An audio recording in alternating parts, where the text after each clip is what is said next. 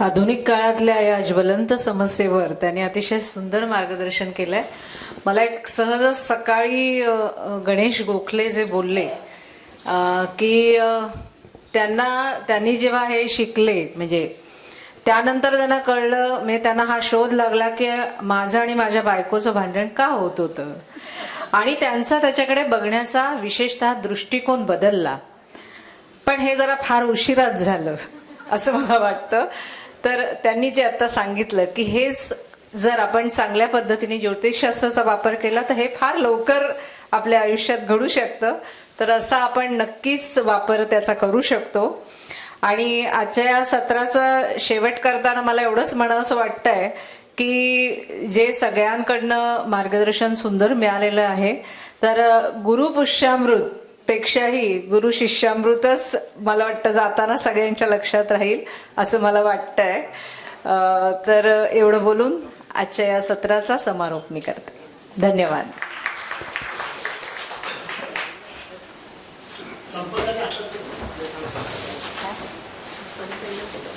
हां, संपदाताईंना मी पुढची सूत्र देते.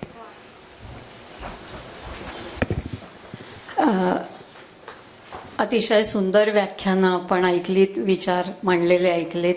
अजूनही आपल्याला व्याख्यानं ऐकायची आहेत. तर आजच्या सत्राचा समारोप मी स्वाती बिडू यांना विनंती करते की त्यांनी पल्लवीचा सत्कार करावा.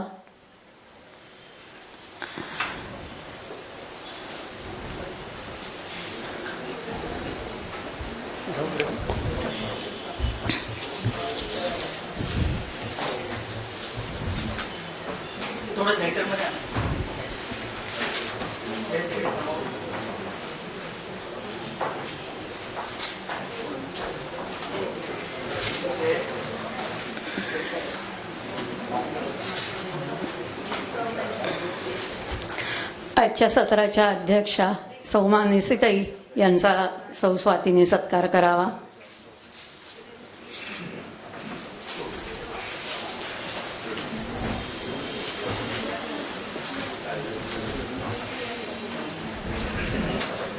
ज्यांच्यावर तोप आलेला नाहीये त्यांनी टाळ्या वाजवायला हरकत नाही.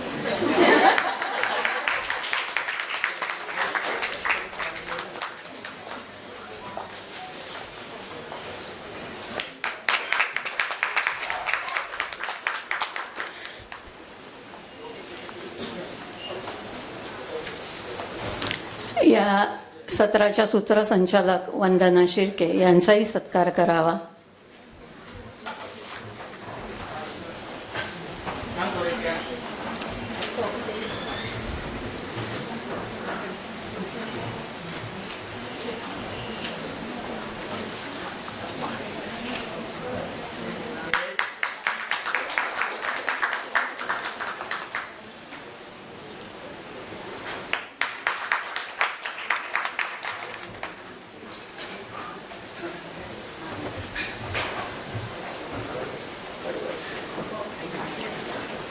आता आपण पुढच्या सत्राकडे वळतोय. त्यासाठी आजच्या सत्राच्या व्याख्यात्या सौ आरती घाटपांडे यांना मी मंचावरती, व्यासपीठावरती आमंत्रित करते. अध्यक्ष सौ स्वाती बिडू यांना मंचावरती आमंत्रित करते. आणि या सत्राची पुढील सूत्र सुधा फाटक यांच्याकडे सुपूर्द करते. नमस्कार मंडळी. ज्योतिषशास्त्रातील जाणकार, ज्योतिषाचे अभ्यासक,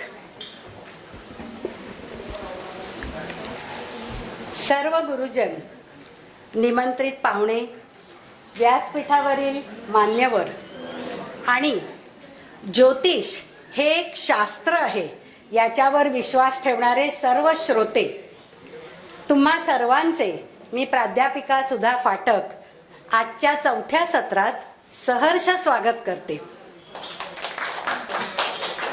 आज सकाळपासनं आपण वेगवेगळ्या वक्त्यांकडून ज्योतिषाबद्दल बरीच माहिती घेतली. काही जणांच्या मते ज्योतिषशास्त्र हे एक थोतांड आहे, पण मला वाटतं की ज्योतिषाचा अभ्यास न करता, त्याची पूर्ण माहिती न घेता केलेली ही वक्तव्य आहेत, तेव्हा त्याच्यावर आपण न बोलणं शहाणपणाचं.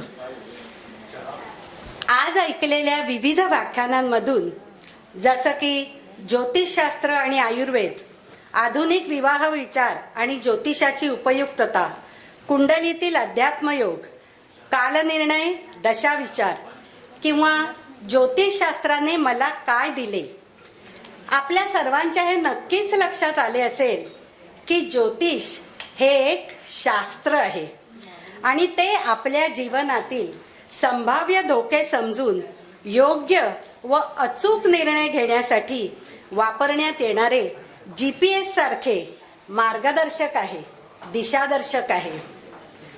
कुंडलीतून मिळणाऱ्या माहितीमुळे घडणाऱ्या वाईट गोष्टींची तीव्रता आपण कमी करू शकतो आणि चांगल्या गोष्टींचे स्वागत करून आयुष्य सुखी करू शकतो. या अधिवेशनाच्या 4थ्या सत्रात सुद्धा आपण ज्योतिषाबद्दल आणखी सविस्तर माहिती जाणकार व्याख्यात्यांकडून ऐकणार आहोत.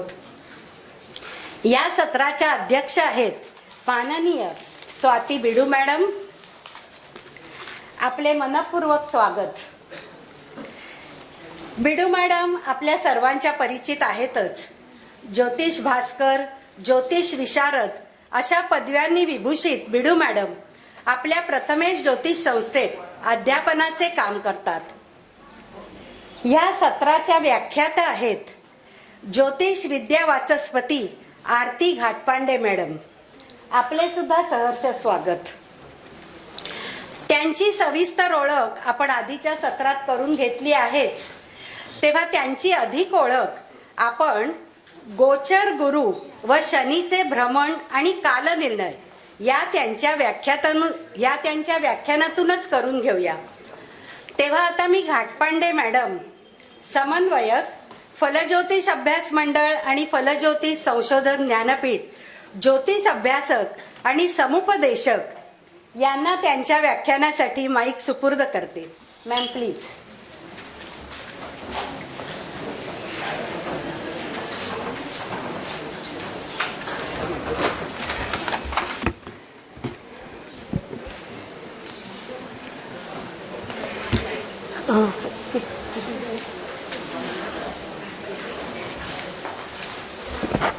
वक्रतुंड महाकाय सूर्यकोटी समप्रभ निर्विघ्नं कुर्मे देव सर्व कार्येषु सर्वदा.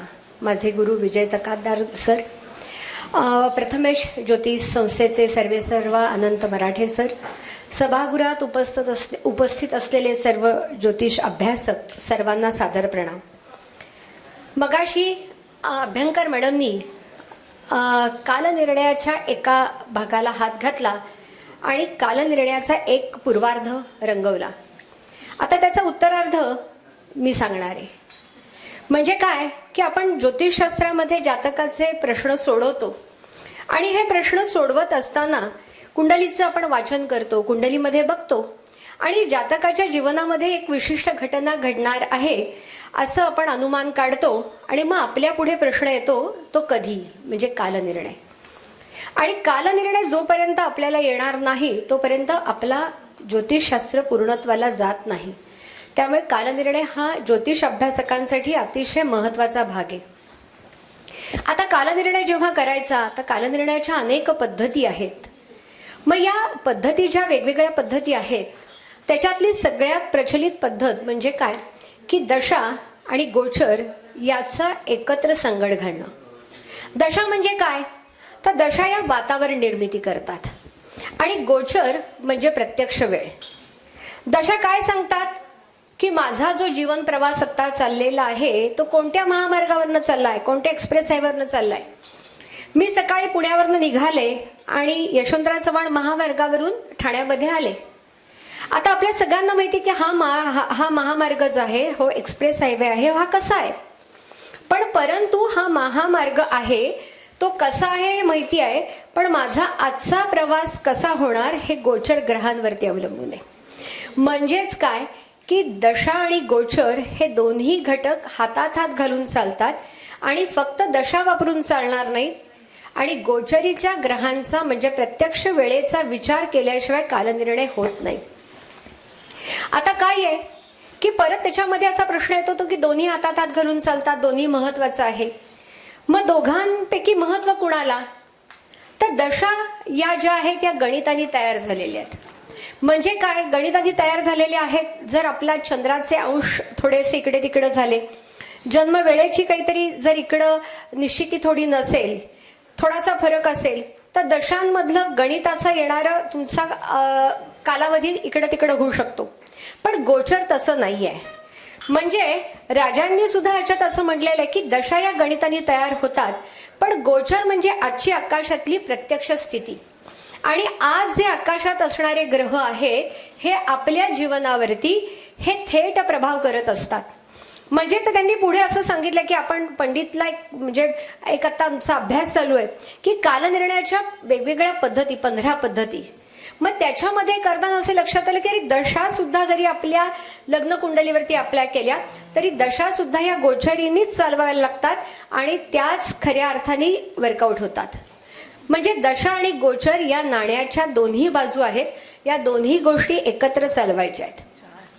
मग आता पुढे प्रश्न येतो की गोचर ग्रहांचा विचार कसा करायचा? कालनिर्णयामध्ये महत्व कशाला? तर कालनिर्णयामध्ये आपल्याकडे महत्व सांगितलेलं आहे गुरु आणि शनीला. मग आता सगळेजण म्हणतात अरे अरे आता गुरु बदलणार, कारण आता 15 मेला गुरु बदलणार आहे. आणि मग सगळ्यांची लगेचच आपल्याला काही राशीवरनं माहिती असतं की आता मला दुसरा गुरु येणार. कारण जे वृषभ राशीवाले म्हणतात आमचा दुसरा गुरु, म्हणजे दुसरा गुरु धन देणार, मला 5वा गुरु, मला 7वा गुरु. त्याच्यानंतर कर्कवाले म्हणणार की अरे मला आता 12वा गुरु आला. मिथुनवाले म्हणणार की अरे 12व्या गुरुतनं सुटतोय आणि आता पण तरी पहिलाच आहे. म्हणजे फक्त आपल्याला जीवनामध्ये गुरु देतो का हो? गुरु तर देतोच, पण त्याच्याही पेक्षा देणारा जो आहे, काहीतरी घडवणारा आहे, तो शनी, म्हणजे शनी महाराज. म्हणजे जर आपल्याला कालनिर्णय करायचा आहे तर शनी आणि गुरु हे एकत्रच रित्या चालवायला पाहिजेत, एकत्ररित्याच त्याचा अभ्यास करायला पाहिजे. मग त्याच्यासाठी शनी आणि गुरुच का? बाकीच्या ग्रहांचं महत्व नाहीये का? आहे.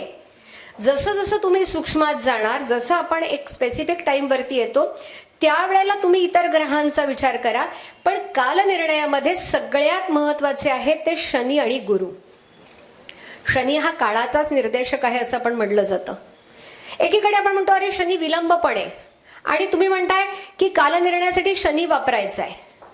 हा जर विचार आपल्याला करायचा असेल तर आपल्याला पहिल्यांदा असं समजून घ्यायला लागेल की 12 जे भाव आहेत कुंडलीमधले, या 12 भावांचे कारक ग्रह काय आहेत. म्हणजेच त्याच्यामध्ये शनी गुरुला का महत्व आहे?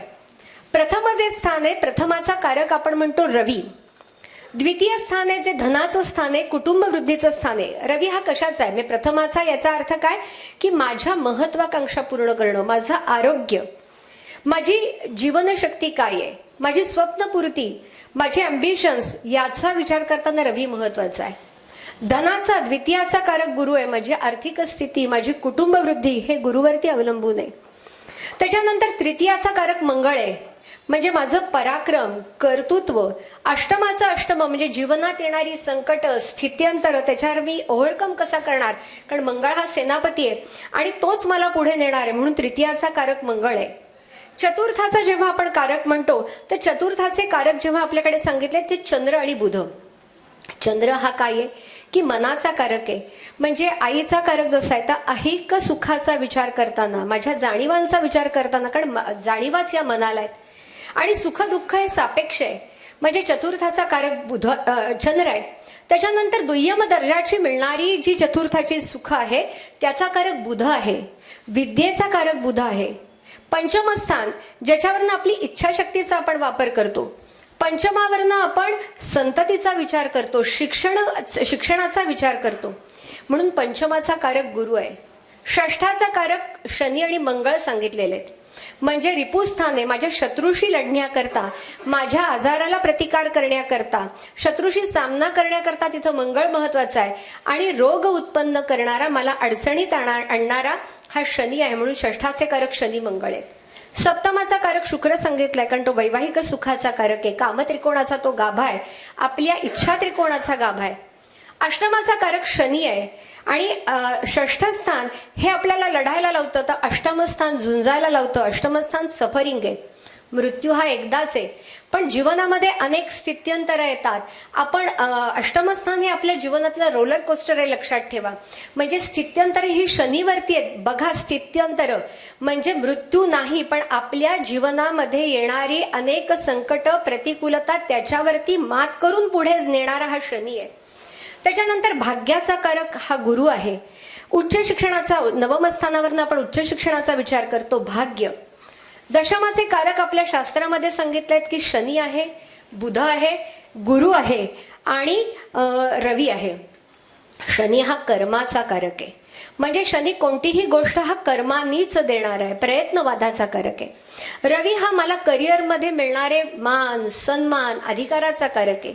बुध हा व्यापाराचा कारक आहे आणि समाजामध्ये जी माझी प्रतिष्ठा आहे, मान सन्मान आहे, त्याचा लोकांचा माझ्याकडे बघण्याचा दृष्टिकोन काय आहे आणि हे माझं समाजातलं स्टेटस सांगणारा गुरु आहे. लाभाचा कारक माझ्या कर्मातून मिळणारे लाभ असतील, याचा कारक मित्रमैत्रिणींचं मिळणारं सौख्य आहे आणि कर्मातून मिळणारे लाभ त्याचाही कारक गुरु आहे.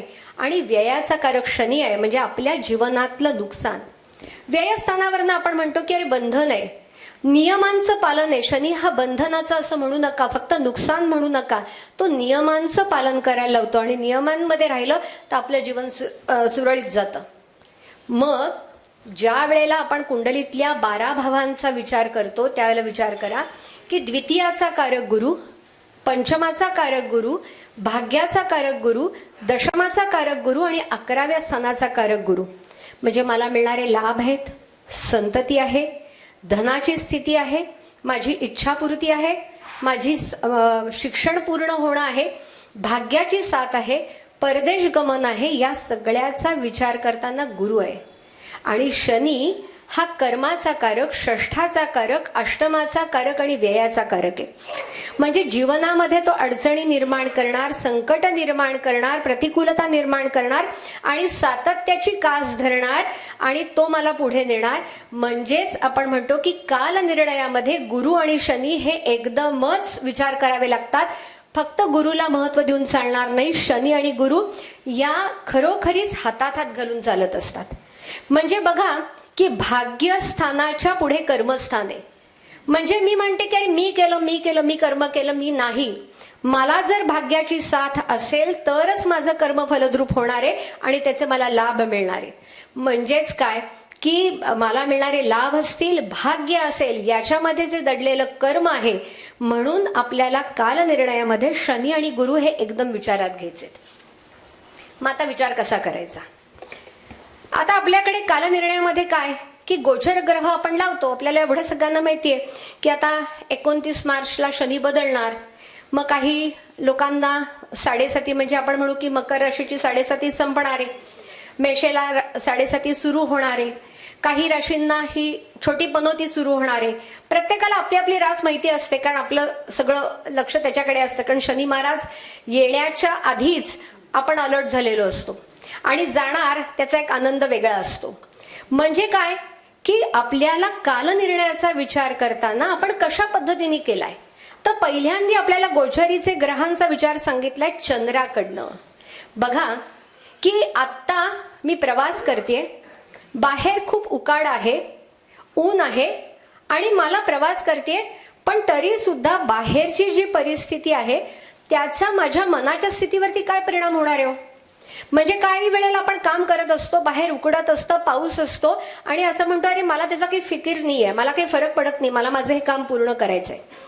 आणि बाहेरची परिस्थिती जरी कितीही चांगली असली तरी आपण म्हणतो की मी आता प्रवास करतेय, पण मी रस्त्याने चालली, थोडीशी धूळ माझ्या गाडीत शिरली आणि मला कसं तरी झालं. म्हणजे बाजूबाजूचं वातावरण हे पहिलं आपल्या मनाच्या स्थितीवरती परिणाम करत असतं.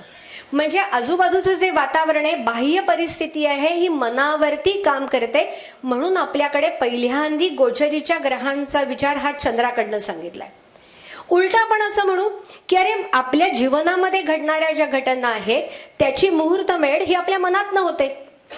कारण का की मन हेच, मनामध्येच आपण कुठल्या तरी गोष्टीचा संकल्प करतो, मन ठरवतं आणि तसंच घडवून आणतो. It's law of attraction. सगळ्यांना माहिती आहे की अरे आपल्याकडे म्हणून सांगितलंय की पॉझिटिव्ह थिंकिंग, अफर्मेशन्स द्या. म्हणजे बाहेरची परिस्थिती ही पहिली मनावरती काय परिणाम करणार. म्हणून गोचरीचे ग्रह चंद्राकडनं. रवी हा आत्मा आणि अस्तित्वाचा कारक आहे. म्हणजे काय, आत्म्याचा कारक आहे याचा अर्थ माझा आरोग्यासाठी. अस्तित्वाचा प्रश्न आहे म्हणजे माझा करिअरचा प्रश्न आला, मान सन्मान, माझं पुढे जाणं, माझं प्रोग्रेस. आणि लग्न स्थान म्हणजे माझे शरीर, म्हणजे आपल्या जीवनावरती घडणाऱ्या प्रत्यक्ष घटना. याचा विचार करताना गोचरीचे ग्रह हे फक्त चंद्राकडनं नाही, या तिन्ही घटकांवरती अप्लाय करायला पाहिजेत. आता मग आपण पिरियड काढायचा कसा, याचा एकत्र विचार करायचा कसा, एकदम सोपा आहे. आता बघा की 7.5 आपण जेव्हा म्हणतो तर 7.5 काय म्हणतो की माझ्या चंद्राला गोचरीने येणारा 12वा शनी, म्हणजे माझ्या राशीच्या मागच्या भावात शनी आला की मला 7.5 सुरुवात झाली. माझ्या राशीत शनी आला म्हणजे मला पहिला शनी आला की 7.5 म्हणजे आपण म्हणू की मधला टप्पा झाला, तो पीक पिरियड झाला. माझ्या राशीच्या पुढच्या स्थानामध्ये शनी गेला की तो 7.5 शेवटचा टप्पा. म्हणजे आपल्या जन्मस्थ राशीला गोचरीने येणारा 12वा पहिला आणि दुसरा शनी असताना 2.5 वर्ष असा 7.5 वर्षाचा काळ आपला हा 7.5 असतो. तसंच गोचरीने येणारा 4था आणि 8वा शनी की ज्याला आपण छोटी पनोती म्हणतो, दह्या म्हणतो, हाही काळ, ही छोटी पनोती असते, हा 2.5 वर्षाचा काळ असतो. म्हणजे काय की आपल्याला कधी कधी बघा की अरे हा 4था आणि 8वा हा आपल्या 7.5 पेक्षा 4था आणि 8वा शनी हा जास्त त्रासदायक जातो. मग आता 4था आणि 8वा का, 4था आणि 8व्यालाच का महत्व. तर बघा की 4था आणि 8वा ज्या वेळेला आपण म्हणतो की चतुर्थ स्थान, म्हणजे 4थाच का म्हटलंय, 6वा का नाही, असा सगळ्यांच्या मनात प्रश्न येईल की 6ष्ठ स्थान तर शत्रूच आहे. पण 6ष्ठ स्थान हे जे उपचय स्थान आहे, तेथून जाणारा पापग्रह हा लढायला लावणारे पण त्याचं बल देणारे.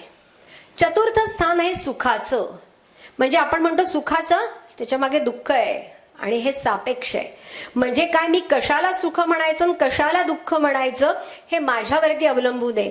आणि चतुर्थाच्या समोर येणारा जो भाव आहे तो कर्मस्थान, म्हणजेच मी काय ज्या पद्धतीमध्ये कर्म करणार आणि त्याचं फलित मिळवणार आणि त्याचा मी मला हवा तसा अर्थ काढणार की हे माझं काय, मी किती कर्म केलं आणि मला सुख मिळालं का दुःख मिळालं. चतुर्थ भाव ज्याला आपण म्हटलेलं आहे की निद्रास्थाने, पाताळ स्थाने, म्हणजे तिथं तो काय नक्की परिणाम करणार याचा अंदाज बांधता येत नाही. वरती दिसणारी गोष्ट वेगळी असते आणि आतली गोष्ट वेगळी असते. कारण मी आता सुखात आहे असं म्हणेन पण माझ्या आतमध्ये काय ते कळणार नाही. म्हणून चतुर्थातला जेव्हा शनी येतो, 4था शनी येतो, त्याचा अंदाज बांधता येत नाही. 8वा तर काय आहे की आपण म्हणलं की अरे तो काय आहे, 8वं स्थान हा मृत्यू भाव आहे. म्हणजे तो मृत्यूच देतो असं नाही, पण मृत्यू सम वेदना, मृत्यू सम परीक्षा. म्हणजे अष्टमातनं जेव्हा येणार आहे त्यावेळेला आपला काळ खऱ्या अर्थाने परीक्षेचा आहे. तिथं आपली सत्व परीक्षा लागणार आहे, तिथं आपली कसपणाला लागणार आहे अशी स्थिती असते. आणि अष्टम भाव हा जेव्हा आहे तर हा जसा तो तुम्हाला फक्त संकट जरी निर्माण केला पण तरी त्याच्यातनं लढण्याचीही तो क्षमता देतो. मग आपण आता कसा विचार करायचा आहे बघा की एकदम सोपं आहे. म्हणजे गुरु शनी लावायचंय आणि कालनिर्णयाचा विचार करायचा, तुम्हाला सगळ्यांना 5 मिनिटात कळणार आहे, काही अवघड नाही आहे. काय बघा की आपल्याला काय ठरलंय की कुठला शनी हा त्रासदायक, चंद्राला 12वा पहिला दुसरा हा 7.5 पिरियड झाला, 4था आणि 8वा. मग काय करा की कुठलंही कुंडली घ्या, ती कुंडली घेतल्यानंतर आपल्या चंद्राला ज्या वेळेला येणारा 12वा पहिला दुसरा याला खुणा करून घ्या. येते लक्षात. 4था आणि 8वा याला खुणा करा, म्हणजे तुम्हाला कळणार आहे की माझ्या जीवनातल्या या राशीतनं भ्रमण होताना माझी 7.5 आहे. दुसरं काय आहे की ही 7.5 ही दिसणारी आहे, म्हणजे मी माझ्या मनावरती आहे. पण आपल्याला बघा की जेव्हा जीवनातल्या प्रत्यक्ष घटना बघायच्या आहेत त्यावेळेला आपण गोचरीच्या ग्रहांचं ऍप्लिकेशन हे जन्मलग्न कुंडलीवरती करत असतो. आणि जन्मलग्न कुंडलीवरती हे ऍप्लिकेशन करत असताना ज्या वेळेला आपल्या व्ययस्थानातनं 12व्या भावातनं शनी जातो त्यावेळेला त्यांनी आपल्याला कडक बंधनात ठेवलेलं असतं, शिस्तीत ठेवलेलं असतं. तो म्हणतो तुम्ही नियमांचं पालन केलंच पाहिजे, तुम्ही जर चुकीचा वागलात तर शनी महाराज हे शिक्षा देणारच आहेत, कारण त्याला चुकीचं त्यांना चालत नाही. लग्नस्थानात नाही, म्हणजे लग्नस्थानात जेव्हा गोचरीच्या शनीचं भ्रमण होणार आहे तर ही माझ्यावरती स्वतःवरती काही रिस्ट्रिक्शन्स आहेत, कारण आरोग्याचा विचार करताना शनी लग्नातनं नाही चांगला, म्हणजे तो आरोग्य बिघडवणारच आहे. माझ्या महत्वाकांक्षेवरती तो परिणाम करणार आहे, माझ्या स्वप्नपूर्तीवरती परिणाम करणार आहे, आणि कोणतीही गोष्ट तो कष्टाशिवाय देणार नाहीये. द्वितीयात्न शनीचं भ्रमण आहे. खरं तो धन हे कष्टाने देईल, पण त्याची 7वी दृष्टी ही अष्टमावरती पडत असते, म्हणजे तो संकट निर्माण करत असतो. म्हणजे काय की लग्नात तुम्ही काय करा की कोणतीही कुंडली घ्या, 12व्या स्थानातनं लग्नातनं द्वितीयातनं शनीचं भ्रमण बघा, चतुर्थातनं शनीचं भ्रमण बघा आणि अष्टमातनं शनीचं भ्रमण बघा. आत्ता जर तुम्ही बघितलं, कर्क लग्नाच्या व्यक्ती घ्या, वृश्चिक लग्नाच्या व्यक्ती घ्या आणि त्यांना विचारा की तुमचा आत्ता काळ कसा चाललाय. म्हणजे कर्क लग्नाच्या सगळ्या म्हणतील की अरे बाप रे, आमच्या काय आहे की अष्टमातनं शनी चाललाय, आमची 2.5 वर्ष, कारण मुळातच तो लग्नेशाचा शत्रू आहे. वृश्चिक लग्नाला तो लग्नेशाचा शत्रू आहे. कर्क वृश्चिक लग्नाच्या लोकांना विचारा की तुमचं आता काय कसं चाललंय. म्हणजेच त्यांच्या जीवनातला हा काळ हा खरोखरीच प्रतिकूलतेचा आहे हे निश्चित आहे. मग त्याच्यानंतर काय आहे की रवीकडनं पण बघा. मग तुम्ही म्हणाला हो मॅडम, एवढ्या सगळ्यांना लावायचं आणि तो कधी आम्हाला शनी फलित देणार, मग काय सगळाच तो वाईट का? तसं नाही आहे. म्हणजे काय आहे की जेव्हा तुम्ही खुणा कराल आणि त्याच वेळेला काय आहे की शनीच्याच बरोबरीने आपल्याला अप्लाय करायचा आहे गुरु. आता शनीचा एका राशीतला कालावधी हा 2.5 वर्षाचा आहे, बरोबर आहे. म्हणजे 2.5 वर्ष तो एका राशीत राहणार आहे. त्या राशीत कदाचित तो म्हणजे दरवर्षी शनी महाराज दरवर्षी वक्री होतात तर दरवर्षी वक्री होणार आहे. कधीतरीच तो रास बदलून दुसऱ्या मागच्या राशीत येणार आहे, पण अशी स्थिती वारंवार नाहीये. मग आपल्याला असं कळेल की जरी तो वक्री झाला तरी तो त्याच राशीत वक्री आहे, पण गुरुचं भ्रमण हे दरवर्षी बदलणार आहे. म्हणजे हे बदलणारं गुरुचं भ्रमण हे कालनिर्णयामध्ये महत्वाचं आहे. म्हणजे पहिल्यांदा आपण विचार करायचा आहे की 2.5 वर्षाचा कालावधी पॉइंट आउट करा. त्याच्यानंतर तुम्ही काय विचार करा की गोचरीचा गुरु आता भ्रमण करणार आहे. मग आता गोचरीच्या गुरुचा विचार करताना तो कसा करायचा आहे की आपल्याला सगळ्यांना माहिती आहे की गुरु ज्या भावात असतो म्हणजे जन्मलग्न कुंडलीमध्ये त्या भावाची फलित तो फार वृद्धिंगत करत नाही असं म्हटलं जातं. म्हणजे याचा अर्थ काय हो, त्या भावाची फलित देत नाही, तो देतो, पण त्या फलितांसाठी आपण ॲग्रेसिव्ह नसतो, त्या फलितांसाठी आपण खूप उत्सुक नसतो. म्हणजे जे मिळते त्याच्याबद्दल तो समाधान देणार आहे, म्हणजे त्याच्यासाठी आपला अट्टहास नसतो. पण याच्या उलट आहे की गोचरीनी गुरु ज्या भावातनं भ्रमण करणार आहे तर त्या भावकारकत्वांचं तो भलं करणारे, कल्याण करणारे, कारण तो भाग्यातनं भाग्य निर्देशक आहे. आणि गोचरीच्या गुरुची 5वी दृष्टी, 7वी दृष्टी आणि 9वी दृष्टी ज्या भावांवरती पडणार आहे ते भाव पॉइंट आउट करा. त्याच्यानंतर अजून काय आहे की गोचरीच्या गुरुचा कोणत्या ग्रहांशी लाभयोग होतोय आणि एकराशांतर योग होतोय. म्हणजे लाभयोग होतोय याचा अर्थ काय की आता समजा वृषभ राशीमध्ये गुरु आहे, तर वृषभ राशीमध्ये जेव्हा गुरु आहे तर हा वृषभ राशीमधल्या गुरुचा विचार करताना आपल्याला असं लक्षात येईल की आपल्या कुंडलीमध्ये वृषभ राश जिथं आहे त्या भावकारकत्वांचं भलंय. त्याची 5वी दृष्टी कुठे पडलेली आहे तर कन्या राशीवरती, त्याची 7वी दृष्टी कुठे पडलेली आहे तर वृश्चिकेवरती, आणि त्याची 9वी दृष्टी पडली आहे मकर राशीवरती. म्हणजे हे 4 भाव सिक्युअर झाले. त्याच्यानंतर या गुरुचा एकराशांतर योग पुढे कुणाशी होणार आहे तर मिथुनेतल्या ग्रहांशी होणार आहे. कारण तो मागे लक्षात ठेवा योग करणारा ग्रह गुरु आहे, तो पुढच्या जन्मस्थ ग्रहांशी योग करतोय. आणि गोचरीचा विचार करताना लक्षात ठेवा की आकाशातले ग्रह आपल्या जन्मलग्न कुंडलीतल्या ग्रहांवरती परिणाम करतात. जन्मलग्न कुंडलीत एकदा प्रस्थापित झालेले ग्रह गोचर ग्रहांवरती परिणाम उलटे करत नाहीत. मग तो मिथुनेतल्या ग्रहांशी शुभयोग करणार आहे आणि वृषभेतल्या ग्रहांचा जो लाभयोग आहे तो कर्केतल्या ग्रहांशी, आणि तुम्ही जेव्हा मागे बघता तर त्याच्या मागे जो वृषभ राशीच्या मागे येणारी कुंभ रास त्याच्याशी मीन रास मीनेतल्या ग्रहांशी.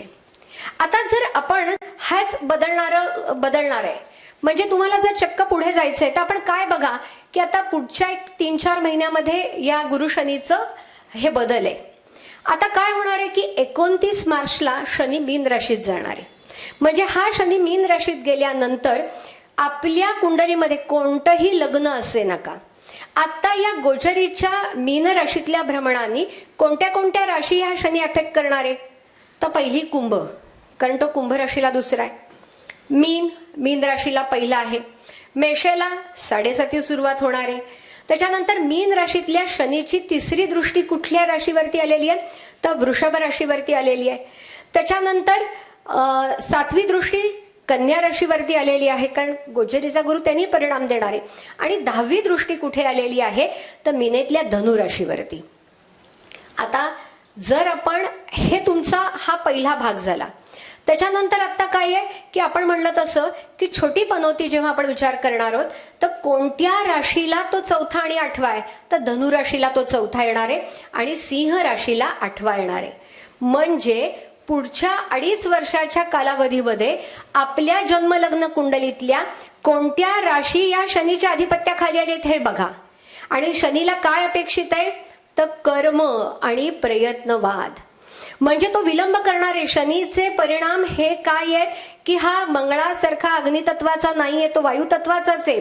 तो परिणाम तो बघा की वायुतत्व आहे, त्यामुळे तो प्रवाही आहे, पुढे जाणारे, शनीच परिणाम देणारे. पण तो मंगळासारखे पटापटा अकस्मात घटना घडवणार नाही. तो पेशन्सनीच घडवणार, तो कर्मानीच घडवणार, पण तोच घटना घडवणार. आणि मग एकीकडे काय आहे की आत्ता ज्या वेळेला 15 मेला गुरु हा मिथुन राशीत येणार आहे आणि तो नोव्हेंबर पर्यंत आहे. मग तो परत वक्री होणार आहे. पण त्या कालावधीमध्ये म्हणजे मिथुन राशीत आपण गुरु आहे असं आत्ता डोळ्यासमोर सगळ्यांनी आणलं तर आपल्या प्रत्येकाच्या कुंडलीमध्ये मिथुन रास ज्या भावात आहे त्या भावकारकत्वांचं भलं होणार आहे. त्याची 5वी दृष्टी कुठे पडणार आहे? तर मिथुनेतली ती तुळ राशीवरती पडणार आहे. 7वी दृष्टी कुठे पडणार आहे? तर धनु राशीवरती पडणार आहे. आणि त्याची 9वी दृष्टी कुंभ राशीवरती पडणार आहे. त्याचा एक राशांतर कुठे होणार आहे? तर कर्केतल्या ग्रहांशी होणार आहे. आणि त्याचा लाभयोग जो होणार आहे तो सिंह राशीतल्या ग्रहांवरती आणि त्याचा लाभयोग होणार आहे मेष राशीतल्या ग्रहांवरती. आता जर आपण बघितलं की एकीकडे शनी आणि गुरु म्हणजे काय आहे की जिथं शनी, लक्षात ठेवा की कोणत्या भावकारकत्वांसाठी मला आत्ता त्रास आहे आणि हा त्रास मला कोणत्या पातळीवरती आहे हे बघण्याकरता आपल्याला एकत्र शनी गुरु बघायचेत. आणि मग तो परिणाम कसा आहे तो मी सांगते. मग आत्ता आपल्या डोळ्यासमोर एक पिक्चर झालं की आत्ता ग्रहस्थितींनी असं काम केलेलं आहे. मग शनी अडवणूक करतोय आणि गुरु सपोर्ट करतोय. अशा कोणत्या राशी बाजूला झाल्या? तर आपण धनु रास ही पहिली बाजूला झाली. म्हणजे आता काय की धनु राशीच्या लोकांना जरी छोटी पनौती सुरू होणार असली तरी जोपर्यंत मिथुन राशीमध्ये गुरुचं भ्रमण आहे तिथं शनी गुरुचा संबंध आहे. म्हणजे त्यांना आत्ता गोष्टी या कर्मसाध्य आहेतच. म्हणजे नुसता शनीही नाही आणि नुसता गुरुही नाही. म्हणजे कर्म करा आणि फलप्राप्ती घ्या. म्हणजे प्रयत्न करा आणि त्याचं यश घ्या. इव्हन आपण वैदिक ज्योतिषशास्त्रामध्ये म्हणतो पण नाडी ज्योतिषशास्त्राचा अभ्यास करताना त्यांनी पूर्णपणे महत्त्व दिले शनीला. म्हणजे कालनिर्णयामध्ये शनीशिवाय गोष्टी होऊच शकत नाहीत. म्हणजे शनी हा धनुरास सुटली. त्याच्यानंतर आपण म्हणलं मेष रास अडकणारे, मेष रास आत्ता सुटली. म्हणजे कधीपर्यंत की जोपर्यंत मिथुन राशीत गुरु आहे तोपर्यंत मेष रास सुटलेली आहे. त्याच्यानंतर कोणती रास? कुंभ रास सुटलेली आहे. कारण कुंभ राशीचा आता 7.5चा शेवटचा टप्पा आहे पण आत्ता गुरुचा सपोर्ट आहे. म्हणजे आपल्याला लक्षात येईल सिंह रास ही सिंह रास जरी आता छोटी पनौती असली तरी सिंह राशीला सुद्धा आता जोपर्यंत मिथुन राशीमध्ये गुरु आहे तोपर्यंत सिंह रास सुटली. याचा अर्थ आपल्या जन्मलग्न कुंडलीतली सिंह रास ज्या भावात आहे त्या भावकारकत्वांसाठी आणि त्या भावातले ग्रह.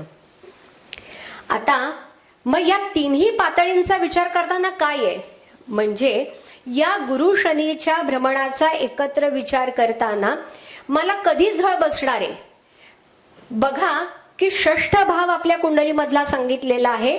तर 6ठ स्थान शत्रुस्थान. म्हणजे आपल्या शत्रूशी लढण्याकरता आपल्या जीवनामध्ये येणारं एखादी अडचण आहे, प्रॉब्लेम आहे, त्याच्यासाठी लढण्याकरता निसर्गाने आपल्याला शक्ती दिलेली आहे. म्हणजे काय की 6ठ स्थानाला आपण रिपुस्थान म्हणतो. आणि बाहेरचा शत्रू तर नंतर, पण आपला रोग हा आपला मुख्य शत्रू आहे आणि त्याच्याशी लढण्याची प्रतिकारशक्ती आपल्याकडे नैसर्गिक आहे. म्हणजे तिथं काय आहे की तुम्हाला लढणं हे आपल्याला स्वाभाविक आहे.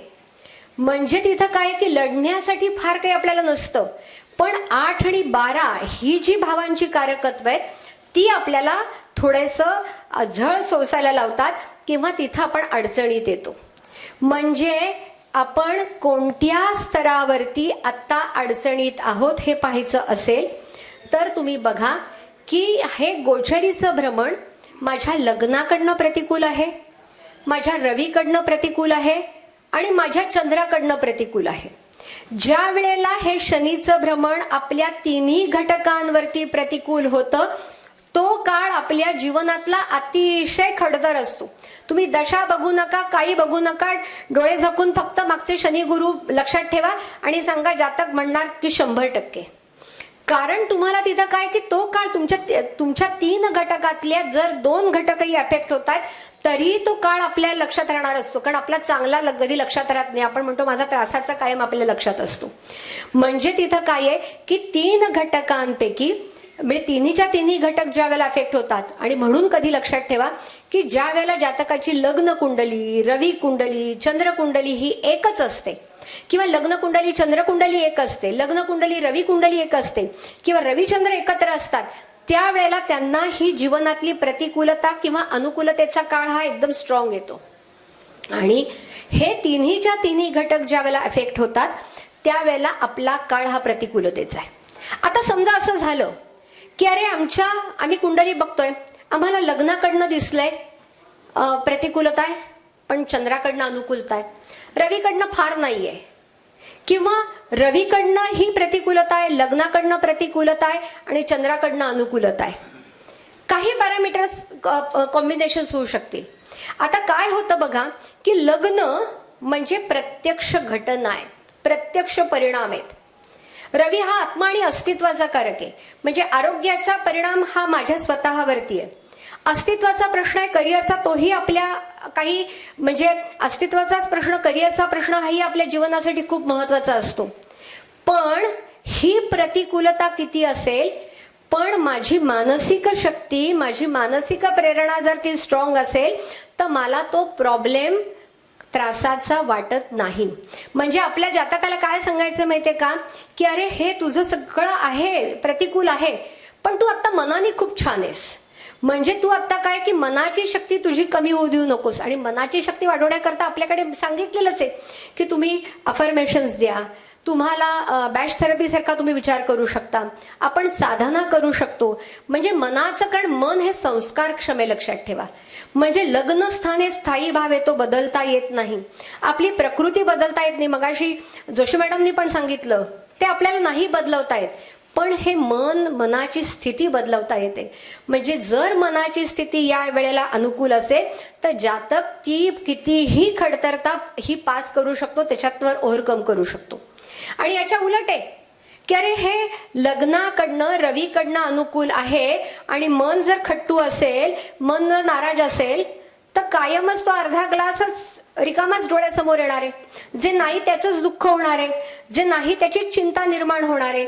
म्हणजे तिथं जातकाला सांगता येईल तू जेवढं म्हणतोयस किंवा तुला जेवढं वाटतंय तेवढं नाहीये. म्हणजेच काय की म्हणून हे तिन्ही घटक आपल्याला एकत्र अप्लाय करणं गरजेचं आहे.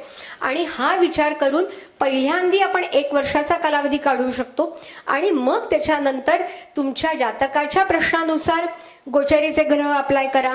मग मंगळ पुढे घ्या, राहुकेतूचा विचार कसा आहे.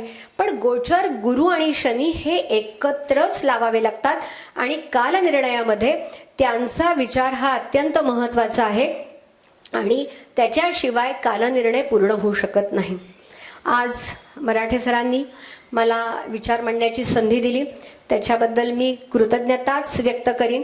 कारण आमचं नातं, सगळं आम्ही खरं सह अभ्यासक आहोत.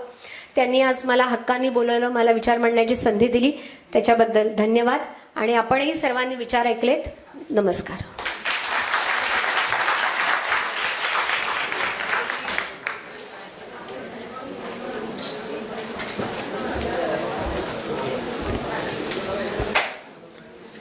अत्यंत रोचक, मनोरंजक आणि अभ्यासपूर्ण पद्धतीने केलेल्या गुरु व शनी सारख्या ग्रहांच्या गोचर भ्रमणाचे विश्लेषण आपल्या सगळ्यांना आवडले असेलच याची मला खात्री आहे। मॅडम, तुम्ही केलेल्या विवेचनाने आम्ही सगळे विद्यार्थी प्रभावित होऊन ज्योतिषाचा आणखी मनापासून अभ्यास करू असं मी तुम्हाला वचन देते। Thank you madam. आता मी या सत्राच्या अध्यक्ष ज्योतिष आणि वास्तू या माध्यमातून वास्तू परीक्षण करून त्यातील समस्या निवारण दृष्टीने सुलभ उपाय व सुयोग्य मार्गदर्शन करणाऱ्या माननीय बिडू मॅडम यांना त्यांचे कुंडलीतील अर्थकारण ठरवणारे भाव या विषयावरील अध्यक्षीय व्याख्यान देण्याची विनंती करते। बिडू मॅडम, प्लीज।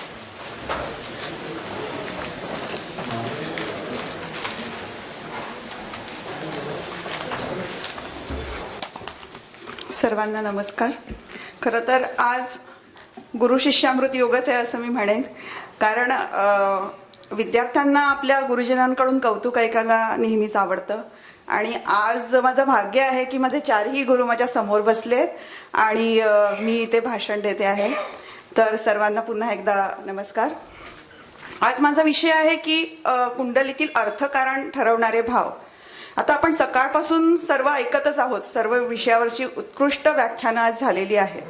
विवाह झाला, मॅडमने शनी गोचर सांगितलं, गुरुचं गोचर सांगितलं की कसं आहे काय आहे, पण प्रत्येकाला जेव्हा 7:30 लागते किंवा जेव्हा गुरुचं भ्रमण गुरु राशी बदल करतो तेव्हा प्रत्येकाच्या मनात एकच मोठा प्रश्न असतो की 7:30 लागली म्हणजे माझ्यात आर्थिक स्थित्यंतर माझ्या आयुष्यात किती येतील, किंवा गुरु बदल झाला तर मला धनलाभ कशा आणि कोणत्या प्रकारे होतील। म्हणजे काय की आयुष्याचा सर्व हा जो रोख आहे ना तो अर्थ प्राप्ती किंवा धनप्राप्ती आपल्याला कशी होईल ह्याच्याचकडे प्रत्येक व्यक्तीचा असतो। म्हणजे आतापर्यंत आपण तसं बघितलंय, म्हणजे जसं आपण चतुर्विध पुरुषार्थ आज तुम्हाला इथे समजलंच असेल की धर्म अर्थ काम मोक्ष, तर यातलं आपल्याला पल्लवीने धर्म आणि मोक्ष सांगितलं। साठे मॅडमच्या ह्याच्यामध्ये तुम्हाला कामत्रिकोणाबद्दल माहिती मिळाली।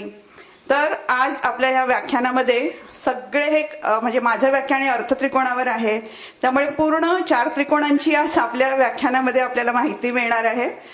तर मी माझ्या विषयाला सुरुवात करते। दैव फलती सर्वत्र न विद्या न च पौरुषः।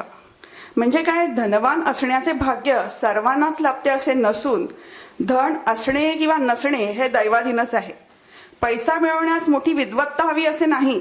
फार मोठे विद्वान हुशार माणसांच्या नशिबात जर धनयोग नसेल तर विपुल संपत्ती मिळेलच असा भरवसा देता येत नाही। उलट ज्याला शिक्षणाचा गंध नाही, अक्षर ओळख नाही, धडपणे बोलताही येत नाही, अशा माणसांना जर दैव अनुकूल असेल तर धनयोग पैसा चांगले मिळाल्याचे दाखले आपल्याला समाजात पाहावयास मिळतात। धनयोग सांपत्तिक स्थिती हा प्रत्येक व्यक्ती मात्राच्या अत्यंत जिव्हाळ्याचा असा विषय असल्यामुळे आपली जन्मकुंडली या दृष्टिकोनातून समजावून घेण्यास प्रत्येक जणच उत्सुक असतो। आपल्याला जीवनात धनयोगाची दारिद्र्य योगाची स्थिती कशी आहे आणि कोणत्या वेळी त्यापैकी आपल्याला काय काय भोगावयास मिळणार आहे, आपल्या कुंडलीत अचानक धनलाभाचे योग, मोठे आर्थिक नुकसान होण्याचे योग कधी आहेत, आपल्या आयुष्यातील कोणता काळ सांपत्तिकदृष्ट्या उत्कर्षाचा असेल याचा लेखाजोखा आगाऊपणे जाणून घेण्याची उत्सुकता प्रत्येकालाच असते। ज्योतिषशास्त्र हे जातकाचे आयुष्य सुखी व्हावे या दृष्टिकोनातून येणाऱ्या काळातील रेड फ्लॅग आणि ग्रीन फ्लॅग दाखवणारे शास्त्र आहे। या दृष्टीने भविष्य काळातील संभाव्य धोके आधीच समजल्यास त्या कालखंडासाठी आवश्यक तरतूद करता येते व संकटाच्या वेळी नियोजन केल्यामुळे तो काळ सुसह्य होऊ शकतो। जर का आपल्या कुंडलीतील सांपत्तिक स्थिती चांगली अगर वाईट असली ही गोष्ट आपल्या जन्मकाळाच्या ग्रहस्थितीवरूनच आपल्याला समजते। म्हणजे आपण जन्माने येताना आपण काय बरोबर आणले आहे, आपल्या प्रारब्धात काय आहे हे सांगणारा नकाशाच म्हणजेच आपली जन्मलग्न कुंडली आहे। जन्मतात जन्म अगदी गरीब घरात होणे अगर श्रीमंत घरात होणे हे कोणाच्याच हाती नसते, ही गोष्ट पूर्णपणे दैवाधीनच असते। एखाद्या गरीब आणि श्रीमंत घरात जन्माला येणे हा प्रारब्ध योग आहे। जीवनातील वेगवेगळ्या कालखंडातील संपत्तीची उतरती कमान देखील पूर्वकर्मानुसारच आपणास भोगावी लागते. दैव किंवा प्रारब्ध हे त्यालाच म्हणतात. जसं रामदास स्वामींनी म्हटलं आहे, मनात वांचिरे पूर्व संचित केले, तयासारखे भोगणे प्राप्त झाले. म्हणजे काय की पूर्वजन्माचं आपण काय घेऊन आलो आहोत ते ह्या जन्मात भोगणे हे क्रमप्राप्तच आहे. जन्मकुंडलीवरून आपल्याला दैव प्राप्त आणि प्रारब्ध प्राप्त असं धनयोगाचे स्वरूप आपणास समजते. म्हणजे आयुष्याच्या कोणत्या काळात आपल्याला अशुभ फल किंवा शुभ फल भोगाव्यास मिळणार आहे हे आपणास समजते. आता जेव्हा आपण कुंडलीतील अर्थकारण भाव हा विषय समजून घेणार आहोत, तेव्हा कुंडलीतील आता चारही त्रिकोणांचा आपण विचार केला, पण अर्थ त्रिकोण आणि उद्योग त्रिकोण म्हणजे कामत्रिकोण, कामत्रिकोणाला आपण उद्योग त्रिकोण असंही म्हणतो, तर तो आधी समजून घेऊयात. तर ह्याच्यामध्ये अर्थत्रिकोणामध्ये द्वितीय स्थान, षष्ठ स्थान आणि दशम स्थान ही अर्थत्रिकोणातली स्थाने आहेत. आणि ह्याच्यामध्ये सर्वात महत्त्वाचे धनत्रिकोणासाठी पाहिले जाणारे म्हणजे द्वितीय स्थान. या स्थानाला कुटुंब स्थान असेही आपण म्हणतो. यावरून सर्व प्रकारच्या आयुष्यातील आपल्याला जे काही धन मिळणार आहे त्याचा बोध होतो, किंवा आपण प्रारब्धात काय घेऊन आलो आहोत तर त्याचाही आर्थिक स्थितीचा बोध या आपल्याला द्वितीय स्थानावरून होतो. म्हणजे आर्थिक चढ उतार किंवा एखादी व्यक्ती कंजूस आहे किंवा उधळ्या स्वभावाची असेल तर याचा विचारही द्वितीय स्थानावरूनच आपण करू शकतो. आता षष्ठ स्थान रिपुस्थान आहे, यावरून नोकरी किंवा नोकरीचे स्वरूप आपण बघू शकतो. तसंच हे जे षष्ठ स्थान आहे ते पंचमाचे धनस्थान आहे, म्हणून संततीचे धन या दृष्टिकोनातूनही आपण ह्याचा विचार करतो. त्याच्यानंतर हे जे षष्ठ स्थान आहे हे दशमाचे भाग्यस्थान आहे, म्हणजे उद्योग व्यवसायातून तुम्हाला काय यश मिळणार आहे किंवा वडिलांचे उद्योग किंवा त्यांची कीर्ती यांचा त्या व्यक्तीला त्याच्या आयुष्यात काय उपयोग करता येऊ शकतो, तर ह्याचा विचारही आपण या षष्ठावरून करू शकतो. त्याच्यानंतर अर्थत्रिकोणातील दुसरे महत्त्वाचे स्थान म्हणजे दशमस्थान, म्हणजे याच्यावरून जातक व्यवसाय करणार का नोकरी करणार, स्वतंत्र उद्योगधंदा करणार की नोकरीतच तो स्थिरावणार. म्हणजे कर्मस्थान, म्हणजे जसं आपण द्वितीय स्थान हे आपण प्रारब्ध बोलतो तसं दशमस्थान हे कर्मस्थान आहे तुमचं. म्हणजे तुम्ही कर्माने समाजामध्ये तुमची कीर्ती कशी प्रस्थापित करता. आता जेव्हा द्वितीय स्थान आपण म्हणतो तर द्वितीय स्थानामध्ये आपण बघितलं की वृषभ राशी येते. आता वृषभ राशी हिचा स्वामी कोण आहे तर शुक्र आहे, आणि शुक्र हा संपत्तीकारक ग्रह मानलेला आहे. त्यामुळे जेव्हा आपण एखाद्या व्यक्तीच्या कुंडलीचा विचार करतो तेव्हा द्वितीय स्थानाची स्थिती आणि त्या व्यक्तीच्या कुंडलीतील शुक्राची स्थिती याचा विचार केला पाहिजे. जर एखाद्याच्या कुंडली शुक्र बलिष्ठ असेल, शुभ योगात असेल, स्वतःच्या राशीत असेल तर नक्कीच त्या व्यक्तीच्या कुंडलीमध्ये धनाचे योग हे फार चांगले असू शकतात. त्याच्यानंतर दुसरं स्थान म्हणजे षष्ठ आणि दशम, तर ह्यांचे नैसर्गिक अधिपती म्हणजे षष्ठ स्थानामध्ये कन्या राशी येते, दशमात आपली मकर राशी, तर त्याचे जे स्वामी आहेत बुध आणि शनी, तर यांचा या ग्रहांचाही विचार आपल्याला कुंडलीत करणं गरजेचे आहे. आणि त्याच्यानंतर आता आपण म्हणतो एकादश स्थान, त्या एकादश स्थानाला नाव काय आहे तर लाभस्थान. आता लाभ म्हटल्यावर सर्वांचे डोळे टवकारतात. म्हणजे काय त्या लाभावरून आपल्याला असं कळतं की आयुष्यामध्ये तुम्हाला कुठल्या प्रकारचे लाभ होणार आहे हे आपल्याला दशमावरून लाभस्थानावरून कळतं. कारण हे दशमाचे द्वितीय स्थान आहे, म्हणजे दशमाचे धनस्थान आहे. म्हणजे दशमाकडून तुम्हाला काय काय धन मिळेल किंवा नोकरी किंवा व्यवसाय स्वरूपातून तुम्हाला काय काय प्राप्त होणार आहे हे कळतं. आणि जेव्हा लाभस्थानामध्येही कुंभराशी येते, कुंभराशीचा स्वामी शनी आहे, त्यामुळे लक्षात ठेवा की शुक्र शनी याचा संबंध कसा आहे बघा. शुक्र हा भोगाचा कारक आहे आणि शनी हा मोक्षाचा आहे, है ना. त्यामुळे कसं आहे की ह्या दोन्ही ग्रहांची स्थिती आपल्या म्हणजे ग्रहांची स्थिती आपल्या कुंडलीत लक्षात घेतली पाहिजे. त्याच्यानंतर आता आपण धनस्थान आणि लाभस्थान यांचा संबंध बघितला की प्रारब्ध मार्गे प्राप्त होणारे धन आणि कर्माद्वारे प्राप्त होणारे धन. याशिवाय मनुष्याला कसं असतं ना, आजकालच्या पॅन्डेमिक नंतर तर खूप झालंय की अचानक धनलाभ किंवा क्विक मनी कशी मिळेल ह्याचा आपण विचार करतो. तर ते स्थान म्हणजे कुठलं तर सर्वांनाच माहिती आहे की अष्टमस्थान गुप्त धनाचं स्थान आहे ना, बरोबर आहे. आपल्या धनस्थानाच्या समोरील स्थान आहे, म्हणजे त्याला पूरक स्थान आहे ते. गुप्तधन म्हणजे काय तर सर्व प्रकारचे धन. गुप्तधन म्हणजे की वारसा हक्काने मिळालेले धन किंवा कोणी एखादा 2 नंबरचा पैसा वगैरे, याच्यावरून आपण अष्टमाचा विचार करू शकतो. त्याच्यानंतर हे सप्तमाचं पण धनस्थान आहे, म्हणजे एखाद्या व्यक्तीला किंवा स्त्रियांना किंवा कोणाला पुरुषाला त्याच्या जोडीदाराकडून काही मिळणार आहे का, किंवा हुंडा स्वरूपात किंवा काय, किंवा त्याचा जोडीदार श्रीमंत घराण्यातला असेल, हे जे विचारतात ना आपल्याला विवाहासंबंधी प्रश्न घेताना. जर अष्टम चांगले शुभग्रह असतील किंवा अष्टमस्थानाची बलवत्ता असेल तर मग तुम्हाला तिथे पण अचानक धन लाभायचे किंवा गुप्त धनाचे म्हणजे कमी कष्टामध्ये पैसा मिळू शकतो. आता अष्टमस्थानामध्ये कुठली राशी आहे, ते वृश्चिक राशी. तिचा स्वामी कोण आहे, तर मंगळ. त्यामुळे अष्टमस्थान आणि मंगळ या दोघांची अनुकूलता म्हणजे जेव्हा तुम्ही अचानक पैसा किंवा कमी फायद्यातला किंवा कमी कर्म न करता मिळालेला पैसा ह्याचा जेव्हा आपण कुंडलीत विचार करणार तेव्हा आपल्याला या 2 स्थानांची बलवत्ता तपासली पाहिजे, मंगळ स्थान आणि अष्टम. आणि त्याच्यानंतर कुंडलीतलं 2 कोणस्थान आहेत. आपण सगळे अभ्यासक आहोत, आपल्याला माहिती आहे की पंचम आणि भाग्य. तर ह्या दोघांचाही विचार करायचा आहे. तर आता हे पंचम स्थान म्हणजे काय, पंचम आणि नवम स्थानाला आपण लक्ष्मी स्थान म्हणतो. जसं आपण 1, 4, 7, 10 यांना विष्णू स्थाने म्हणतो, तसंच आपण या 9 आणि 5 या स्थानांना आपण लक्ष्मी स्थान असं म्हणतो. तर हे जे पंचम स्थान आहे हे लाभस्थानाच्या समोरचे स्थान आहे, म्हणजे लाभस्थानाला पूरक स्थान आहे. म्हणजे कसं आहे ना, पंचमापासून आपण काय बघतो की भावना विवश होऊन केलेल्या गुंतवणुकी, म्हणजे अरे त्याला खूप फायदा होतोय शेअर्समध्ये तर मीही करून बघू का, हा ना. तर त्याच्यामुळे हे पंचमस्थानापासून आपण काय बघतो की लॉटरी, सट्टा आणि ह्याच्यापासून मिळाणं अचानकपणे जास्त प्रमाणामध्ये, म्हणजे आता एखाद्या व्यक्ती नोकरी करत असेल तर त्याचं पॅकेज एक सर्टन अमाऊंट आहे किंवा वर्षाला मी एवढं कमवतो. पण जर तुम्ही शेअर्समध्ये वगैरे गुंतवणुकी तर तुम्हाला लाभ होणार असेल कुंडलीत तुमच्या पंचमस्थानाची जर बलवत्ता असेल तर तुम्हाला शेअर्समध्ये गुंतवणूक केल्यास आणि म्हणजे पंचम आणि त्याच्या समोरचे स्थान लाभस्थान याचा विचार करणं गरजेचं आहे. आता पंचमस्थानामध्ये कुठली रास येते, सिंहरास येते.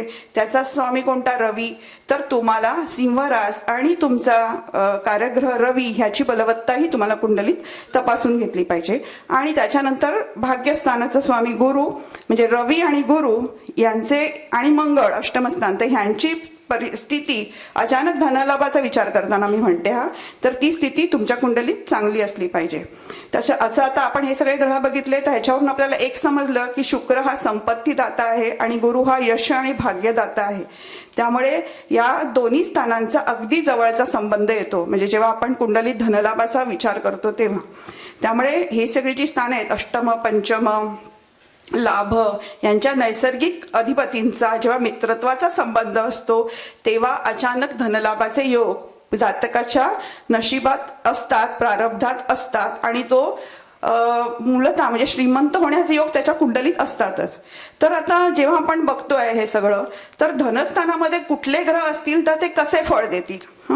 तर इथे जर कोणी ज्योतिषी नसतील तर त्यांनाही ह्या मी जे सांगेन त्याचं जरा बरं वाटेल किंवा आपल्या कुंडलीत त्यांना ताडून बघता येईल. जर धनस्थानामध्ये जर रवी हा ग्रह असेल तुमच्या धनस्थानामध्ये, आता तो कुठल्या राशीत आहे वगैरे सोडून द्या, पण जर धनस्थानात रवी असेल तर रवी हा काय खूप पैसा देणार नाही, कारण त्याचं कारकत्व कसं आहे की तो समोर चालणारा आहे, न्याय देणारा आहे. त्यामुळे तो काय कोट्याधीश वगैरे करणार नाही, पण त्याची समाजामध्ये आर्थिक पत मात्र त्या व्यक्तीची चांगली असू शकते. जर एखाद्याच्या कुंडलीत चंद्र असेल धनस्थानामध्ये तर काय, चंद्र हा शुभग्रह आहे आणि कालपुरुषाच्या कुंडलीमध्ये द्वितीयात वृषभ रास येते, चंद्र वृषभेत उच्चीचा असतो. त्यामुळे तो काही तुम्हाला धनाची चिंता जास्त देणार नाही, म्हणजे धनलाभ चांगले होतील, म्हणजे जाता येता पैसा असेल. पण कसं चंद्र हा चंचल आहे त्यामुळे आर्थिक चिंता मात्र जातकाला सतावत राहतील. मंगळ असेल तर मंगळ हा काही अनुकूल नाही आहे द्वितीय स्थानाला, का तर त्याचे जातकाचे खर्चावर नियंत्रण ठेवणे म्हणजे जरा कठीणच जाईल मंगळ द्वितीय स्थानात असेल तर. आता बुध हा धनासाठी पूरक होतो कारण तो अंतग्रही ग्रह आहे, तो रवी शुक्राच्या पुढे मागे असतो. त्यामुळे कसं की तो ज्या ग्रहांच्या बरोबर असतो तशी फळं देतो. त्यामुळे तो धनप्राप्ती इतर ग्रहांच्या माध्यमातून तो करू देतो. म्हणजे आता जसं आपण क्लासमध्ये शिकतो की बुध असेल तर तुम्हाला एकापेक्षा जास्त मार्गाने तुम्हाला धनप्राप्ती करता येऊ शकते. आणि बुध ज्यांच्या धनात असतो त्या व्यक्तीचा कल कमी श्रमात पैसे मिळवण्याकडे असतो, कारण बुध हा बुद्धीचा कार्यग्रह आहे.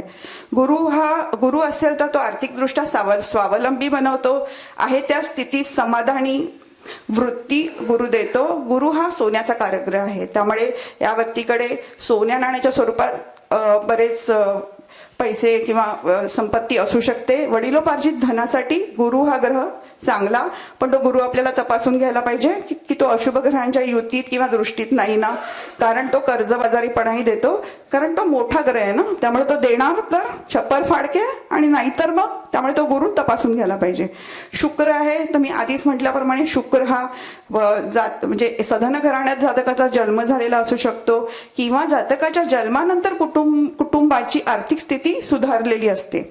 शनी असेल तर तो काटकसरी बनवेल व्यक्तीला, पण म्हणजे स्थिरता देतो तो, म्हणजे एकदम तुम्हाला देणार नाही भरपूर, पण तो साठवण्याकडे शनीचा कल असतो, कारण शनी सगळ्या गोष्टी साठवतो आपण जसं म्हटलं तसं. त्याच्यानंतर धनस्थानात तर राहू अनुकूल ठरत नाही, कारण राहू हे मायाजाल आहे, कारण राहूच्या नावाप्रमाणेच राहू काही राहून देत नाही, म्हणजे धनसंचय कमी असतो, त्याच्याकडे येत जात राहतो, पैसा येत जात राहतो. धनप्राप्तीसाठी अनैतिक मार्गाने पैसा कमवण्याकडे अशा व्यक्तींचा कल जास्त असतो. त्यामुळे जेव्हा आपल्याकडे जातक येतात राहू दिसल्यावर आपण त्याला सल्ला चांगला द्यायचा आहे. आपलं काम काय की सल्ला देणे. त्याच्यानंतर केतू हा काय धनस्थानासाठी पूरक नाही आहे, कारण उपभोगाची वृत्ती नसते. केतू आर्थिक स्थिती ही बेताचीच ठेवतो, आणि वडिलोपार्जित जर कर्ज वगैरे असतील तर ती जातकाला फेडावी लागतात. हर्षल असेल तर हर्षल मित्र राशीतील हर्षल शुभ फलित निर्माण करेल, पण जर पापग्रहाच्या युतीत असेल तर आर्थिक स्थित्यंतर हर्षल खूप देईल. धनस्थानात नेपच्यून असतात तर मित्र राशीतील म्हणजे चंद्र शुक्र आणि गुरूंच्या राशीतील नेपच्यून हा धनाच्या दृष्टीने शुभ फळ देईल. प्लुटो जर असेल आणि शुभयोगात असेल, दूषित नसेल तर तो चांगला, अथवा तो कर्जबाजारीपणा जातकाला देतो. अशा प्रकारे जर धनस्थान किंवा मी जी आधीची स्थानं सांगितली तुम्हाला, त्या स्थानांमध्ये जर बुधादित्य योग असेल, गजकेसरी योग असेल, चंद्र मंगळ, चंद्र शुक्र अशा ग्रहांचे लक्ष्मी योग जर असतील तर ते फार शुभ असतात. त्याच्यानंतर पहिलं जसं आपण म्हटलं की धनयोगच आपण बघितलं, म्हणजे धनप्राप्ती करून देणारे ग्रह, पण बघायला पाहिजे व्यक्तीच्या कुंडलीत जेव्हा आपल्याला येतो की दारिद्र्य योगाचे जर कुंडली नाही आहे ना, तर तशी असेल तर जातकास आपल्याला आधीच वॉर्न करावं लागते की काळजी घेऊन गुंतवणूक करा. तर असे योग कोणते, तर रवी शनी युती, शनी हर्षल युती, हर्षल मंगळ, हर्षल रवी या ग्रहांची युती जर धनस्थानात असेल तर ही पैसे मिळवण्यासाठी अडथळे निर्माण करते. तसंच आता आपण बघितलं जी त्रिकस्थानं असतात आपली 6, 8, 12 या स्थानात धनेश नसावा शक्यतो, कारण तो चांगला नाही. म्हणजे कायमच्या गुंतवणुकीसाठी तो चांगला, म्हणजे दूरवरच्या गुंतवणुकीसाठी, म्हणजे तुम्ही जर शेअर्समध्ये पैसे जरी गुंतवणार असाल आणि जर तुमच्या पंचमाचा किंवा धनाचा संबंध वेळात आला तर त्या पैशाचा उपयोग तुम्हाला करता येणार नाही, तुमच्या मुलांना किंवा तुमच्या नावावर भरपूर प्रॉपर्टी तो करून देईल. त्याच्यानंतर कुंडलीतील ग्रह म्हणजे कमीत कमी 3 ग्रह हे नीच राशीत किंवा नसावेत, तर त्याला आपण दारिद्र्य योग म्हणतो त्या असतील तर. त्याच्यानंतर शनी मंगळ युती असेल धनस्थानामध्ये तर ती आर्थिक संकट निर्माण करते. धनेश आणि लाभेश हे 2 महत्वाचे ग्रह जर व्ययात असतील तरीही जपून उत्तर द्यावीत. त्याच्यानंतर व्ययेश धनात आणि लाभात असताही हे योग चांगले नाहीत.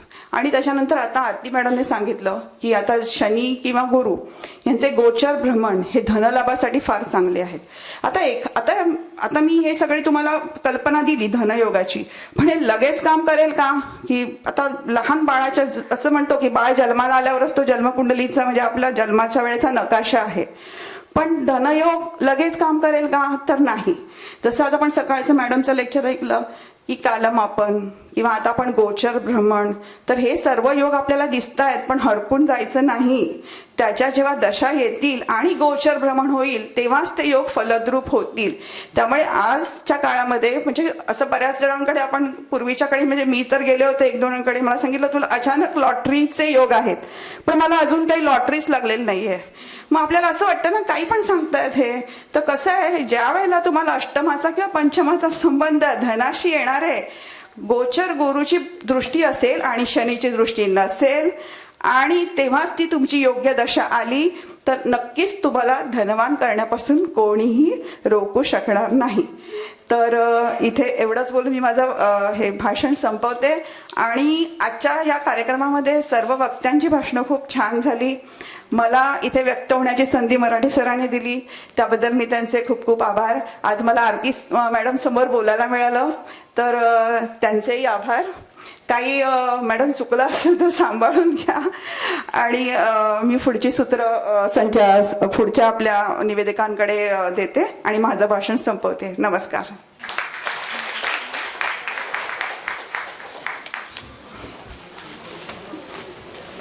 कुंडलीतील धर्म, अर्थ, काम आणि मोक्ष या 4 भावांपैकी जातकाला जास्त रस असणारे अर्थकारण इतक्या सोप्या सहज भाषेत समजवल्याबद्दल मॅडम आपल्याला मनपूर्वक खूप खूप धन्यवाद. तसेच आजच्या व्याख्यात्या, कुंडली मित्र, नवदुर्गा यासारखे अनेक ज्योतिष पुरस्कार मिळवणाऱ्या, तसेच लहान मुलांसाठी बालनाट्य व नाट्यछटांचे लेखन दिग्दर्शन करून विविध पुरस्कार मिळवणाऱ्या बहुआयामी विद्यावाचस्पती आरती मॅडम, तुम्हालाही मनपूर्वक लाख लाख धन्यवाद. आता आजच्या सत्राची सांगता करण्यासाठी माननीय संपदा अभ्यंकर मॅडम यांच्याकडे माईक आणि सूत्र सोपवते.